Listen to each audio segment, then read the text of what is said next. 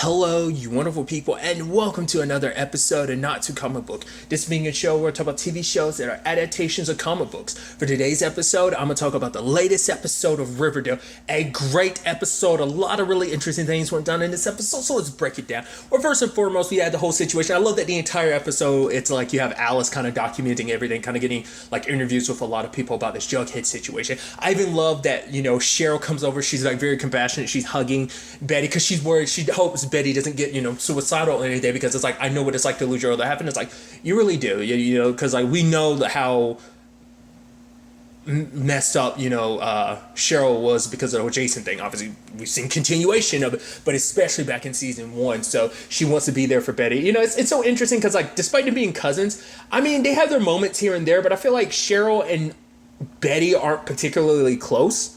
Like I said, there's moments that it is, but it's just like, despite all that, they're not that particularly close. But it's still nice to see, like, seeing that, like, her cousin's in, like, such a dire need, and it's like, oh, you've been through such a trauma. It's like, I'm gonna be here for your cousin. Like, whatever you need, I'm gonna be here to basically make sure that you're okay. Which Betty was like, no, you don't have to do that. I literally already have my mom hovering. I don't need more people. So I just thought that was kind of an interesting element to this whole thing. But then she's packing up the rest of Jughead's stuff, and it's just kind of like, well, because a little earlier in the episode there was a spot opened up at Yale, but it kind of upsets Betty because she knows that spot that opened up, it's most likely from Jughead's thing, and they're reviewing her application and stuff like that. So that's an element, and Brett kind of brings it up. It's like, oh, I guess you can stop the tears, no one's around, Jughead's not going to Yale, so it's just going to be me and you at New Haven or something like that.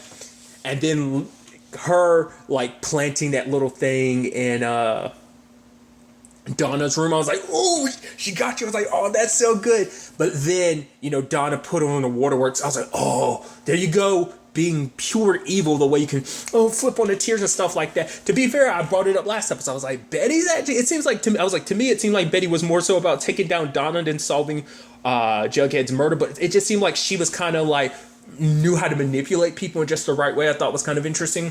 But nevertheless, it's just like Donna manipulates FP, and FP ends up arresting Archie, Veronica, and Betty, which Betty was like, no, this is okay. They made their move. This means, we're kind of, they're going to slip up. And Archie's kind of like, I hope this ends up being the case. But, Hiram was there when Veronica was getting interviewed.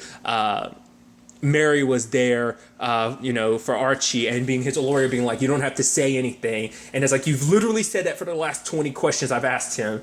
And it's like, I know you're trying to protect your kid, but I'm trying to find out answers about what happened to mine.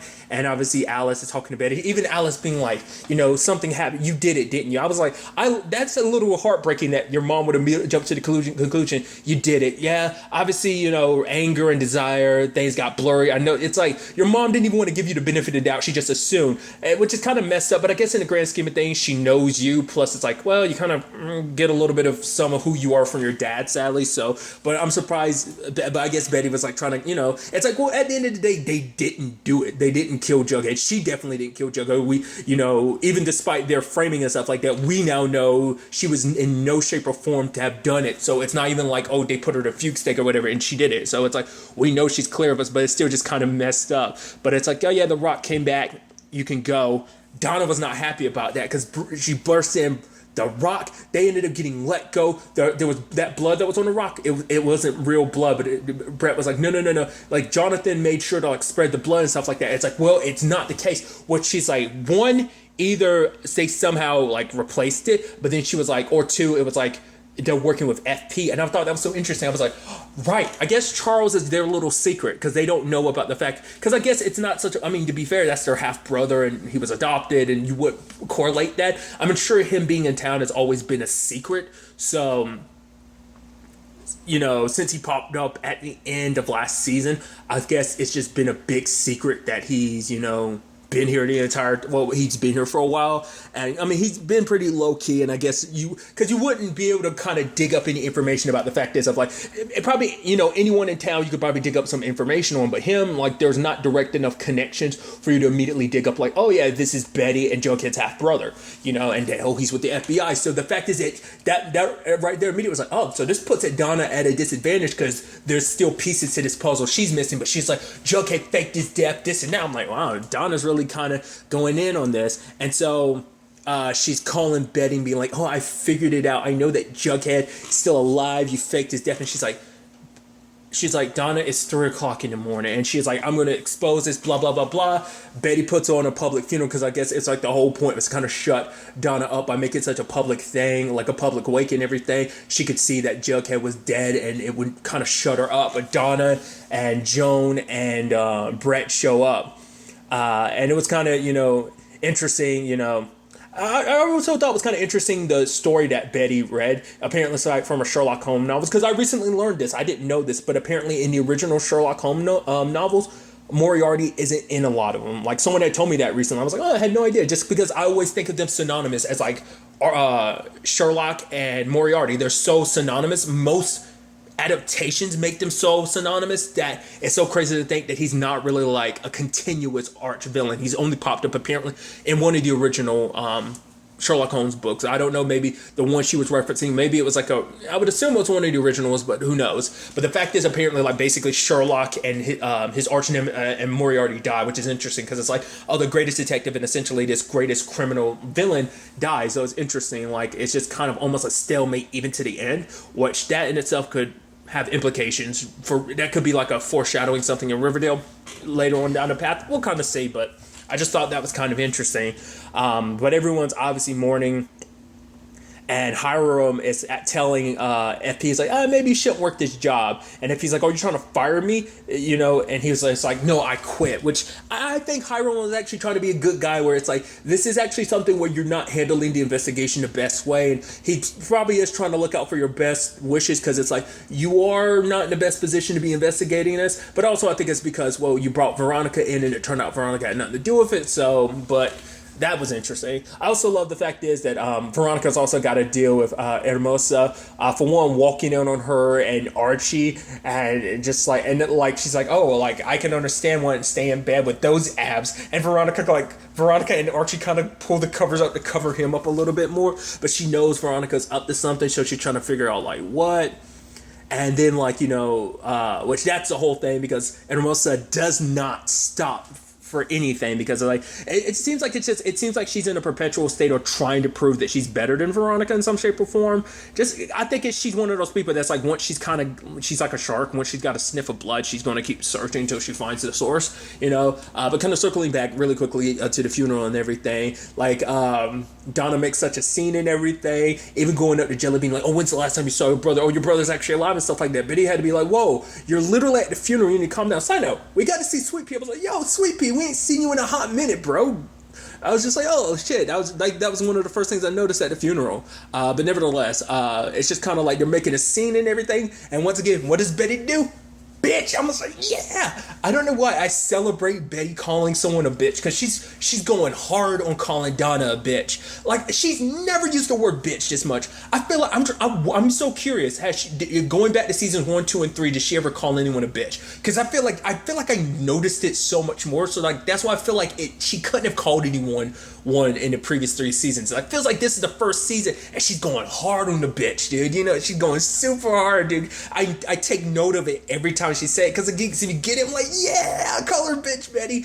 I don't know why. That just shows you my juvenile mind. That gets me hyped for some reason. But they try to make him like, it's like, Brett, go ahead and do it. He starts knocking his stuff off of Jughead. Castiel's like, and they're like, whoa, have you lost your damn mind? Get your boy under control. So that was an interesting element to it. But obviously it's like the whole thing of like, now rumors start spreading around like, oh, Jughead might still be alive. I didn't talk about it, but a lot of the stuff like the Tony and Cheryl being interviewed, like Tony talking about, obviously, her and Jughead had that, one-off situation. And then it turns to like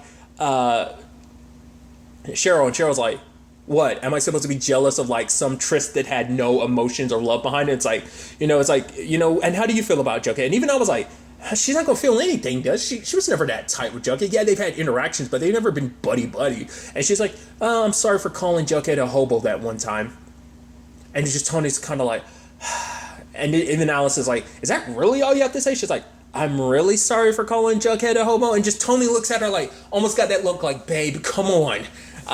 Even at the funeral, like it was kind of interesting. I guess like Cheryl kind of got up in the emotions of just because obviously like she has her own intimate situation with funerals, having been to Jason's, and I think just hearing FP talk about his son, like it got her teary eyed and stuff. So I guess that was the emotional side of it, even though she had no like emotional connection to Jughead like that. So.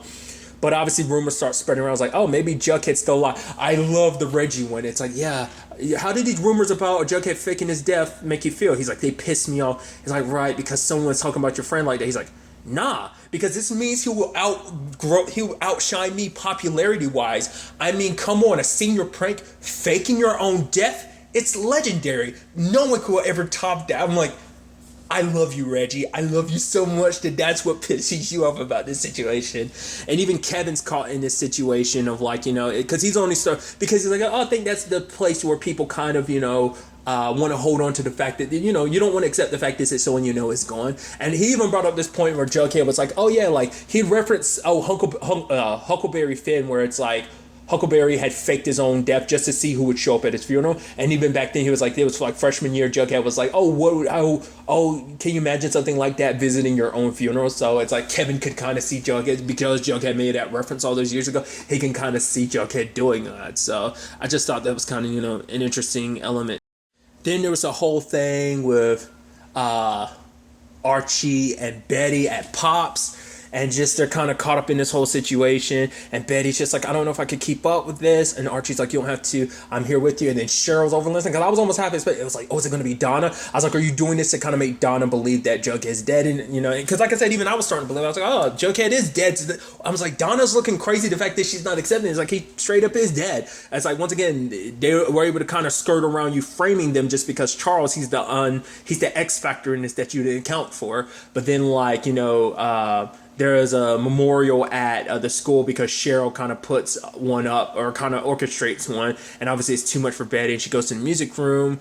Archie's there and she's like, yeah, I want to feel something. The moment she's like, I just want to feel something, even for a few minutes, I was like, oh, please don't be what I think it is. Please. I was like, oh, don't do this, don't do it. And then Kiss, I was like, oh, Cheryl's taking photos. And she brings it up. It's like, why do I always have to catch these two? I was like, right. I was like, I completely forgot she caught you two beforehand. She blasted everywhere, but she was telling Veronica, I didn't want to do this over because like legitimate out of anyone from that group, she's tighter with Veronica. I mean, to be fair, they're in the Maple business together. But even before then, I'd still say like Veronica and Ben. I mean, I think they kind of come from the same like social circles, like both coming from very wealthy families and stuff like that. So it's like, it's just different personalities, but there's similarity in that. So there's some commonality between them, but it's just like, and I think also Cheryl doesn't like cheaters. So I think obviously she dealt with this exact situation before, and kind of did what she did, but now she's kind of doing it again. And then, your girl Veronica went off. She got pissed at Archie. She was like, how can you do this to my best friend? But Betty was like, it was kind of me who did it and not Ishine. And it's like, what? And Veronica was like, calling Betty a bitch, was like, because obviously this is like the second bitch that Veronica's used. I was like, oh, dude, I love it. I don't know why, because especially because there's just so much power behind it. Bitch. It's just, especially at the funeral, because Betty said it with some sass. Bitch. Like she kind of did like a moving her finger while she did, kind of like there was some sass to it. Once, dude, I'm sorry. I'm just going. I can't let that go. I'm sorry. It's too good. But the fact of the matter is, it's like Veronica's getting pissed. I was like, and Tony celebrated her being like, go on, girl. I was like, oh, come on, Cheryl. Like I was like, oh, but that's the thing. Like that's always been Cheryl. Cheryl's always kind of like blowing stuff up. But to be fair, it's just kind of like, I think Cheryl doesn't like lies and deceit. I think that's just kind of her thing. Is like, oh, you're lying to manipulate. You're not gonna hurt my homegirl like that. Me and V we're cool with tight and everything. So obviously, and then but that does have an advantage because of that. Like, Kevin is like, because of that, there's no way that Jughead would be dead because there's no way that Jughead would actually be alive because Betty would know. He knows Betty well. It's like she would never hook up with Archie like that if Jughead was alive. So it kind of puts to bed any rumors that Jughead might still be alive. And it's like, oh man, I was like, dude, this is turned into a complicated mess. I was like, no. But part of me was wondering, was Archie an unwitting participant in that, in the sense that like he wasn't expecting, but at the same time, I had seen him kind of push her away. But I was like, I know Betty was using this as an excuse to kind of make it seem like Jughead was there to kind of get everyone off her back about it. I thought that, but I thought Archie wasn't really with it. That's why I almost half expected, like, whoa, what are you doing, Betty? But still kind of went with that. I was like, well, to be fair, there is that, which we'll kind of, get to soon enough. I need to circle back to it, the whole Hermosa situation, where she just, once again, all up in Veronica's mess, being like, oh yeah, like, oh, were you playing? Oh, you could always run. Isn't this your idea or whatever? And Veronica's like, I'm not guilty. I didn't do it. I never murdered anyone. Tears it up and just kind of walks away. It's just like, she's so adamant. It's like, oh, but like, I went to so many people. I went to Archie's mom. I went to Betty's mom. So many inconsistencies of your stories that night. What's going on here? And it's like, either, you tell me what you're hiding, or the fact is I bring all the parents together and find out what's really going on. And I was like, oh, Hermosa, just let shit go. But then Veronica's like, fine. I was like, all right, so where this is going to go, well, we'll kind of, I'll circle back to that later. But Donna following Betty, because she had confronted Betty, was like, oh, I'm going to find out about Jughead and everything. And even Betty being like, man, Donna, you're getting a little obsessed. You're crazy. You know that, right? Because she's like, I'm going to prove. Because basically Donna doesn't like losing. She thinks she's potentially losing. She's like, no, I got this. I'm going to prove it. And she follows Betty to like that bunker. And it's like, oh, her and Archie hardcore making out. And it's like, oh, Donna caught us and everything. It's like, and then, Alice and, Betty are talking. It's like, well, how long have that whole you and Archie thing been happening? It's like, for a little while. And it's like, all right, I'm going to tell you something off camera. Boom. Camera cuts. Alice starts talking about like, oh, this is just a murder in this small town. It's a cover up and everything. And then lo and behold, we see Archie and Veronica in bed together. It's like, I'm not too surprised. Like, okay, so it was part of the plan and everything. And, and then you had that moment from Veronica being like, when you and Betty kissed, did you feel anything? And he's like, no, like, it's you and me forever, essentially. And obviously, lo and behold, who we see, Betty and Jughead.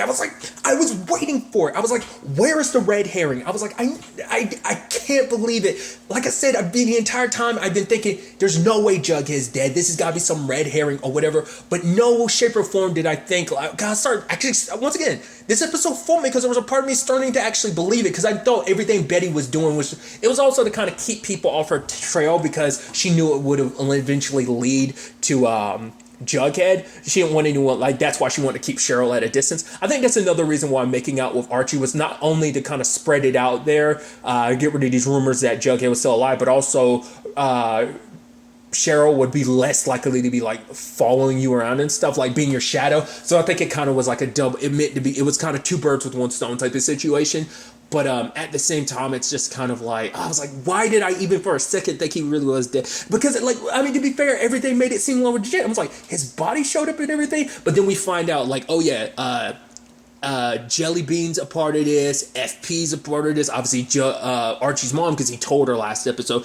Betty's now told her mom about it. So it's like, dude. And then we find out Jughead did get hit with the rock. Like, his blood on that rock was real.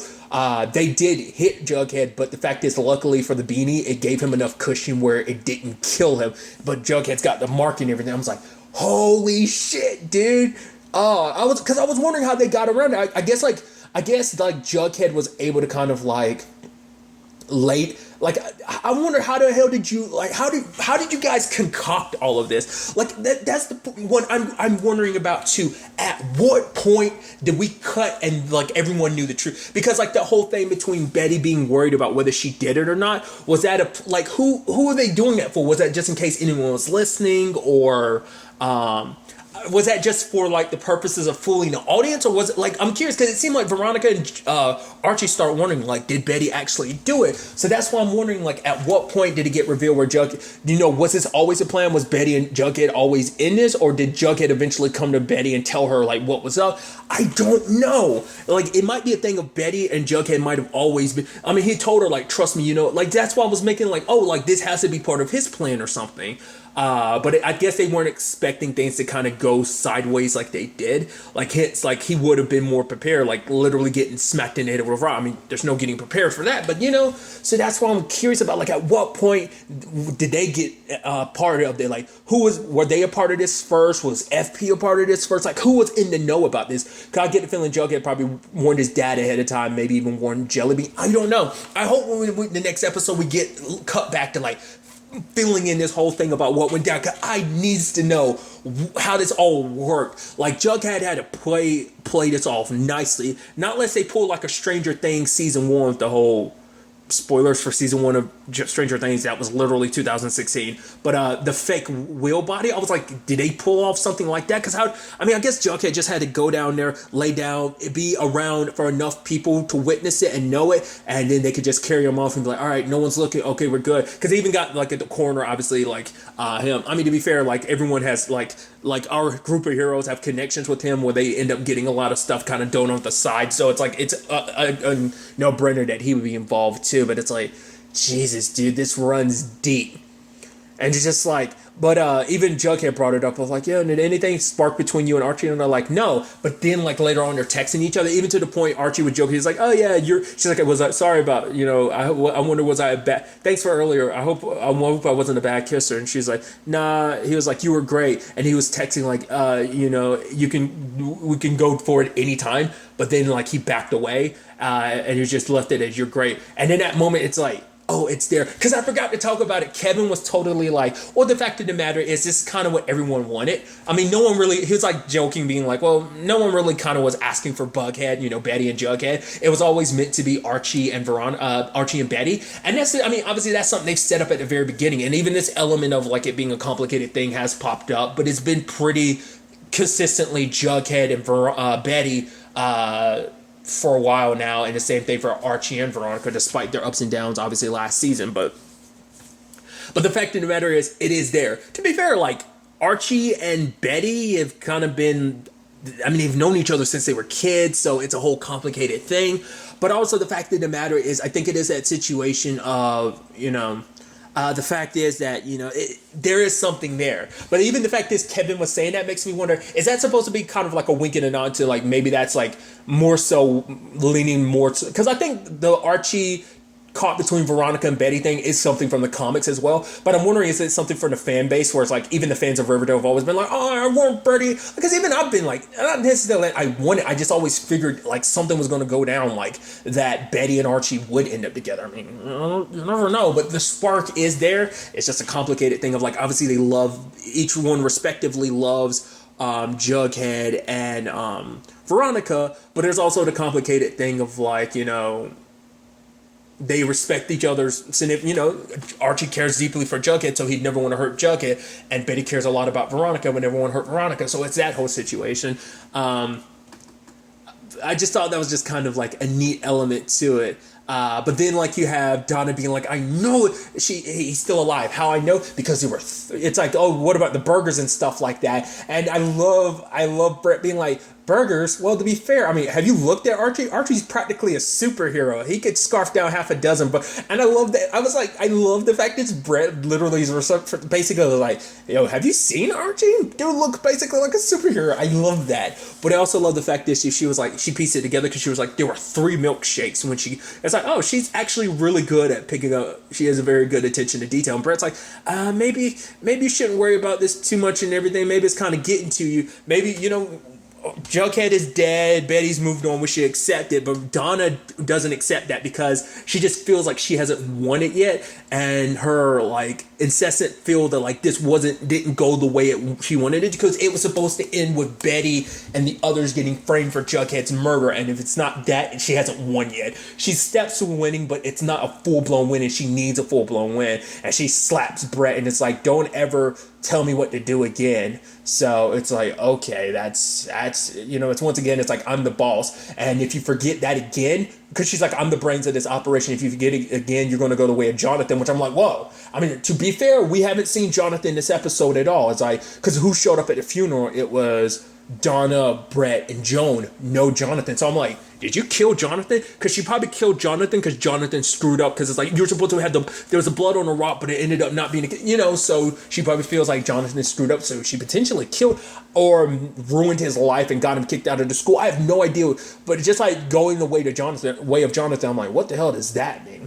But because Veronica did tell Hermosa about all that's up, Hermosa, being, the detective she is, kind of looks into stuff for Veronica. Veronica brings this to everybody, and apparently it's a situation of, apparently there's something about Donna that we don't know. Apparently it's like, oh, Donna's real last name isn't what it is, and like for Jughead it's like, this is the piece to the puzzle. I'm like, what is it? Like, what is it about her identity? Like, what's that twist going to be? It's like, oh dude, I gotta know. And I even love like Alice asking them like, why would you do all this? Because for Veronica, I mean for Betty, it's like, the fact of the matter is they want to frame us for Jughead's murder, and the fact of the matter is we had him do all these concise things because I don't know if it would make them crack, but I kind of, had to take the chance that this whole situation would push them to a corner, and the fact of the matter is it has, and now Donna's going to start making mistakes because not only is she pushing, she's also pushing everyone else. Like, it's like, oh, you guys failed. I'm like, eventually I think it's going to get to the point like Brett and Joan will probably try to step up because they think they've got everything. I don't know, because they're just going to start thinking Donna might be a little crazy, but she is right about Jughead being alive. But it's like, holy crap, dude. I cannot wait to see where the next episode takes us with all this. Once again, I want them to show how this whole plan came to be, Jughead orchestrating it, how he pulled it off. I gotta know, because I still feel, because once again, there's still more to this whole prep situation, like, that we haven't really dived into. I'm curious, like, what it is, because it does seem like Donna does have like a personal vendetta against him, like, especially like this whole, I'm assuming she's the one that wanted Brett to start shit with, because at first it seemed like Brett was kind of the leader, but it's like, no, Donna definitely is. And it's like, why? And maybe who she really is, because even Jughead was like, oh, this makes perfect sense. So part of me is like, there's a part of my brain that's like, you don't think it's going to be a twist like that's Penny's daughter or something? She's got to be the daughter of someone we've met over the course of this series. And I'm like, you don't think she's Penny's daughter? And like, I mean, considering the fact that Jughead's mom, last season. So it's like part of me wondering, could it be retribution for that or something? I don't know. I mean, because it, kind of makes it be interesting, because obviously if that was the case, Donna being at that school and Jughead being from the school, kind of being from both the very same backgrounds and stuff like that. Either way, I'm so curious to see where all this ends up taking us going forward into the next episode. But really, that's all I'm going to talk about. So the next time we meet, be happy, be safe, live life to the fullest, and enjoy it. Good day and good